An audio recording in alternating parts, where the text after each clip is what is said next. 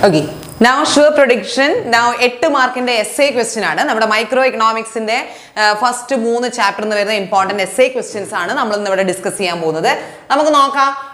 first question this TFC, TVC, TC, MC, AC, AFC നമ്മുടെ production and cost എന്ന് പറയുന്ന chapter ആണ്. ഇത് വളരെ important ആണ്. ഇത് calculation മാത്രമല്ല, ഇത് ഡയഗ്രാം ഇതിൽ കൂടെ വരയ്ക്കാൻ ഉണ്ടാവും. കണ്ടോ?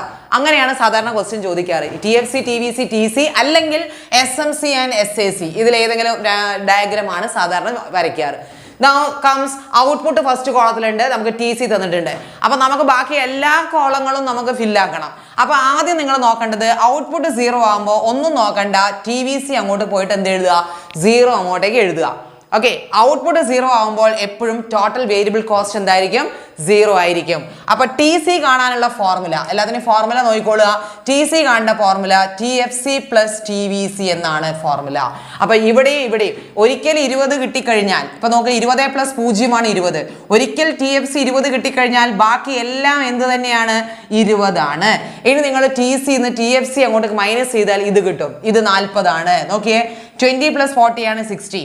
അതേപോലെ 20 പ്ലസ് 80 ആണ് 100. 20 plus 130 ആണ് എന്ത്, 150. Then 200 plus 20 ആണ് എന്ത്, 220. അതേപോലെ 280 plus 20 ആണ് എന്ത്, 300. അപ്പോൾ അങ്ങനെ കിട്ടും. Now comes AFC. അപ്പോൾ ഇത് കിട്ടിക്കഴിഞ്ഞാൽ ഇനി അടുത്ത നേരെ അങ്ങോട്ടേക്ക് കയറാം. AFC കാണാൻ TFC divided by Q ആണ്, ഔട്ട്പുട്ട് ആണ്. അതേപോലെ ABC കാണാൻ TVC divided by Q ആണ്. ഇനി അടുത്തത് AC ആണ്. AC കാണാൻ രണ്ട് ഫോർമുല നമുക്ക് എഴുതാം. AFC പ്ലസ് ABC ചെയ്താലും കിട്ടും, അല്ലെങ്കിൽ TC ഡിവൈഡ് ബൈ Q ചെയ്താലും നിങ്ങൾക്ക് SAC കിട്ടും. അടുത്ത MC ആണ്. MC കാണാൻ അഡീഷൻ ടു TC ആണ്, അല്ലെങ്കിൽ ഫോർമുല അപ്ലൈ ചെയ്യാം, delta TC divided by delta Q ആണ്. എങ്ങനെ ചെയ്താലും നമുക്ക് കിട്ടും. ഇതായിരിക്കും 8 മാർക്കിന്റെ ഒരു essay question. Now comes the second one. Describe the law of variable proportion with the help of a diagram. ഇങ്ങനെ ഒരു ക്വസ്റ്റ്യൻ വന്നു കഴിഞ്ഞാൽ നിങ്ങൾ ആദ്യം ചെയ്യേണ്ടത് എന്താണ് ഈ law of variable proportion define ചെയ്യണം. ഇതിനെ ഡിഫൈൻ ചെയ്തിരിക്കണം ആദ്യം. ഓക്കെ, എന്നിട്ട് നമ്മളൊരു ഡയഗ്രാം ഉണ്ട്, അറിയായിരിക്കും.